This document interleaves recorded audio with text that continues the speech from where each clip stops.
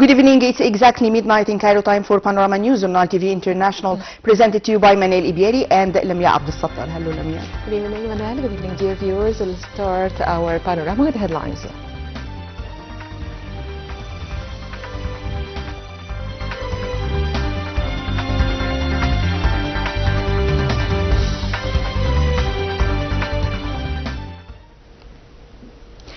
President Sisi meets Director of the Foreign Intelligence Service of Russia. President Sisi receives Prime Minister Madbouli over cabinet reshuffle. And Israeli drone strike kills 2 cyclists in Gaza as death toll mounts despite ceasefire.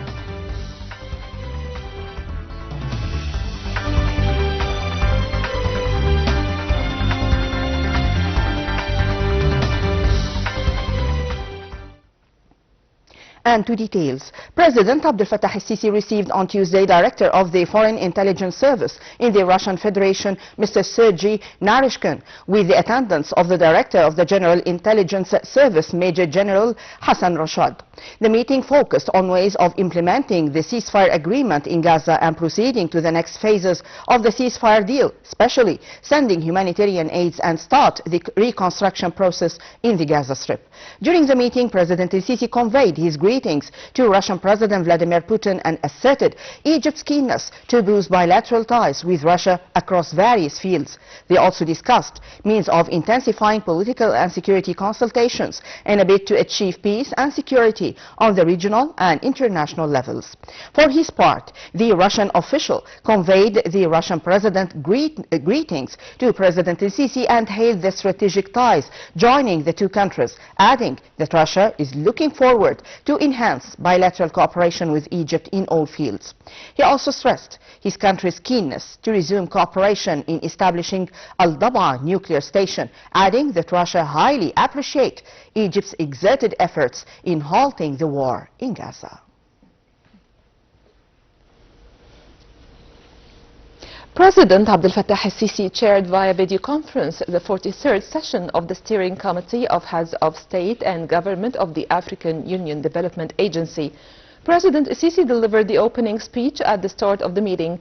The meeting was attended by heads of state and representatives of African member states of the committee, as well as the chairperson of the African Union Commission.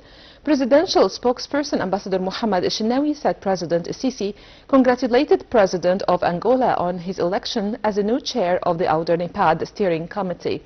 The spokesperson added that the meeting also included the presentation by the Executive Director of NIPAD on a report entitled The Agency's Transformation Journey, which covered the work over the past 4 years, 2022-2025, as well as a review of the progress made in the Presidential Infrastructure Initiative for the African continent.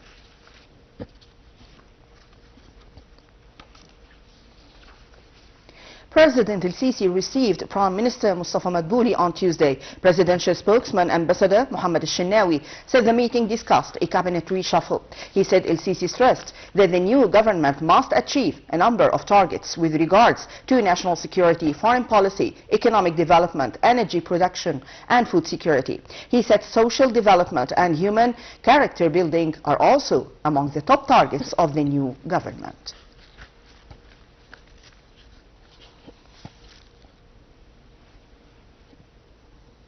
The House of Representatives held a general session on Tuesday to discuss the cabinet reshuffle of the government, where the Parliament approved by majority of attending members to grant confidence to the government of Prime Minister Mustafa Madbouli, with several ministers also remaining in office to carry out their duties during the coming phase. The new cabinet includes Deputy Prime Minister for Economic Affairs Hussein Aissa. Among the portfolios, Foreign Minister Badr Abdelati, Minister of Transportation Kamil El-Wazir and Minister of Health Khalid Abdel Ghaffar.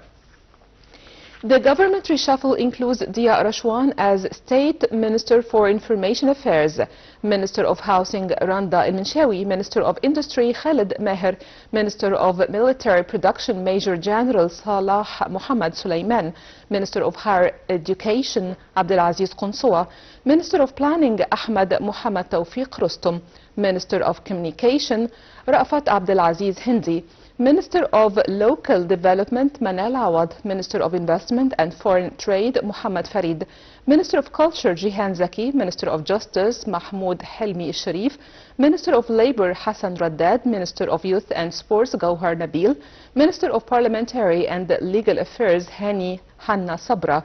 Speaker of the House of Representatives, Councillor Hisham Badawi, addressed the session where he said that the reshuffle carried out by President Abdel Fattah el-Sisi reflects the state's keenness to fulfill the aspirations of the people and to enhance the governmental institutional performance. The Cabinet Speaker also extended his sincere congratulations to the new ministers, adding that the new reshuffle aims to elevate our nation, safeguard its resources and achieve its targeted objectives.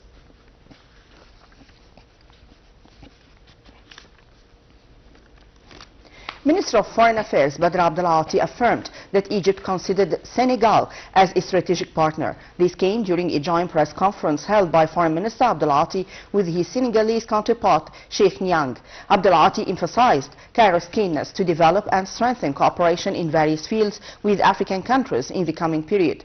He congratulated Senegal on assuming the presidency of the ECOWAS Commission and its co-chairmanship with the United Arab Emirates of the 2026 UN Water Conference. Abdelati asserted Egypt's support for Senegal's 5-year plan and Vision 2050 and expressed readiness to offer expertise in a number of fields, including new cities, infrastructure, irrigation, land reclamation, agriculture, livestock, fisheries, as well as strategic crops. He also said the talks with the Senegalese counterpart discussed fighting terrorism in West Africa and the Sahel region.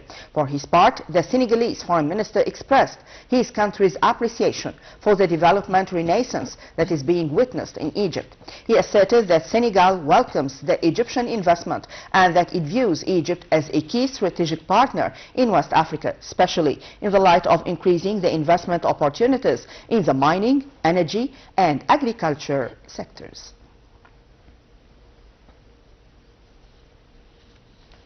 Minister of Foreign Affairs Badr Abdelati reiterated the importance of continuing negotiations between the American and Iranian sides to reach a peaceful settlement that addresses the concerns of all parties. This came during a phone call with his Iranian counterpart Abbas Harakji within the framework of the ongoing efforts aimed to reduce escalation and contain the tension in the region. For his part, the Iranian foreign minister praised Egypt's active role and intensive efforts to de-escalate the situation.